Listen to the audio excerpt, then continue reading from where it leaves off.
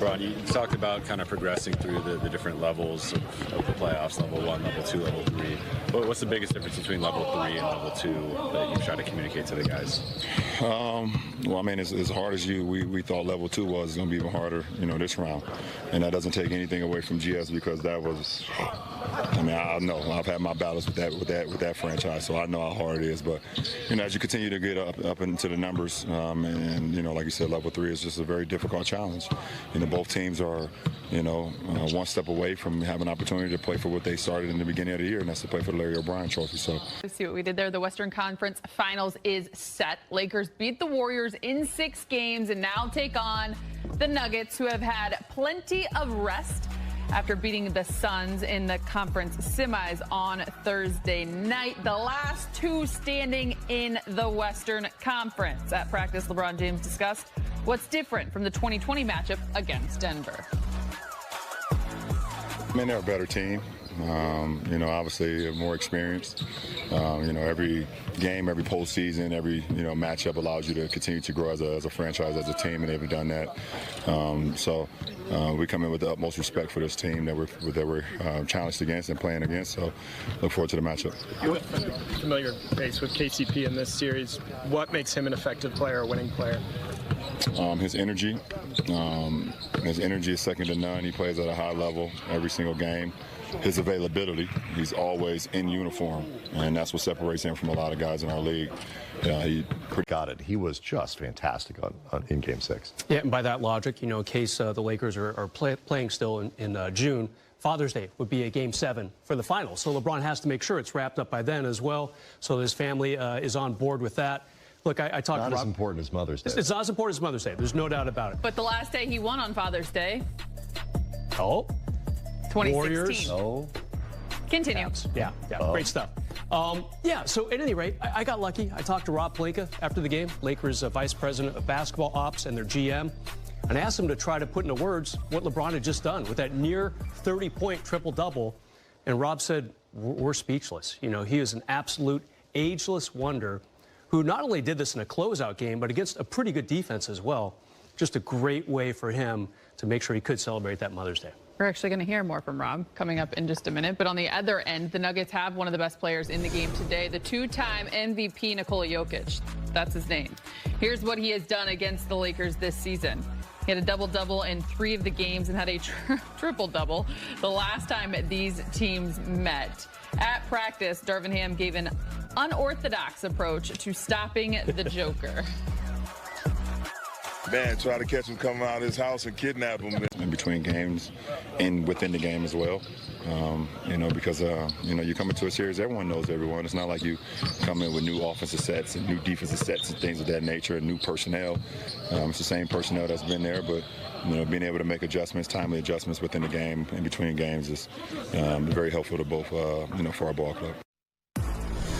LeBron clearly locked in already, but this is what he looked like most recently in the closeout victory over the Warriors. His first 30-point game of the postseason, a near triple-double, 39-9.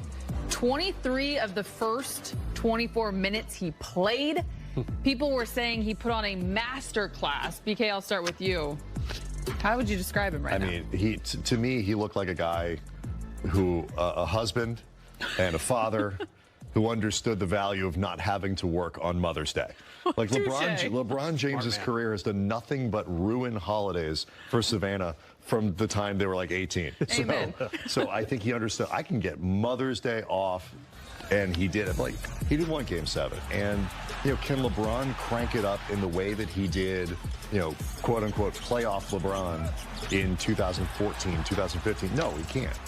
But what he can do is this. Mix up pitches and, AD will start on him, but we have a few different guys that'll see action against him and just try to put your best foot forward every time out. But again, try to do everything we can to do our work early and keep him off balance.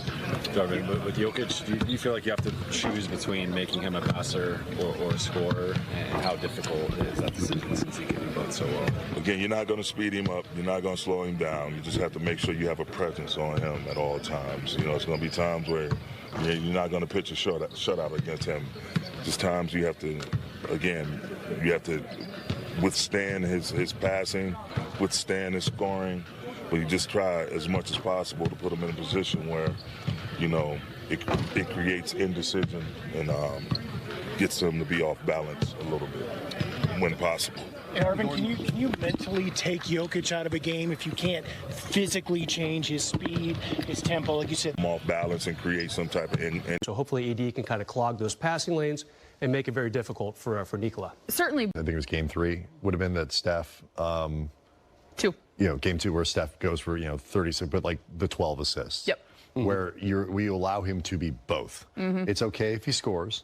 It's okay if he gets assists. It's when if Jokic puts up the 30 and 10 that he was doing against Phoenix, he got problems. Yep. And so I think, but you can't, short of kidnapping him, which, by the way, I like that Darvin said, like, no, we're not doing it. Like, because that's what you should say if your plan actually is to go kidnap him. You throw people off. But, you know, short of that, you have to allow yourself some flexibility and so you don't get discouraged by how good he is, and then he's going to put up numbers and he's going to do so limit him to 2/3 of the things he does really well. You know, make sure that if he's going that Michael Porter Jr. isn't, you know, just limit different things around, because you can't take a guy who's that good and make him not good. Far, but coming off the last 6 against the Suns, he was averaging a triple-double, guys. 35 points, 13 boards, 10 assists, 59% shooting from the field, 44%. Do I need to go on? No. Those are good, right? Yeah, Brez, if we thought Steph Curry, and certainly he was a challenge last round, what does this challenge look like? Well, the good news for the Lakers is they've already seen him in this round a few years ago. And the core players from both teams are back for this little rematch here. And he wasn't great in 2020 in the bubble. You know, 22 points, 7 rebounds, and 5 assists.